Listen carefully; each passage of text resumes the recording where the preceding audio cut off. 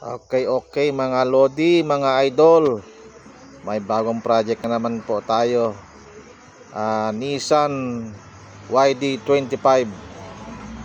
Maingay po siya. Sobrang ingay ng andar.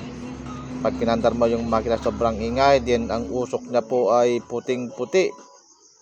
Then low power po, hanggang 40 lang po ang takbo niya. From Lasam, Cagayan. Ayan po ang usok niya. Grabe ang usok. Ayan no. Maingay ang andar. Parang may nagmamartilyo po sa loob. Okay mga idol, abangan po ang part 2 natin. Evaluate po natin kung nasaan ang problema, kung bakit mausok at malakas ang ingay sa loob ng makina. Okay, thank you mga idol. Abangan nyo po ang part 2.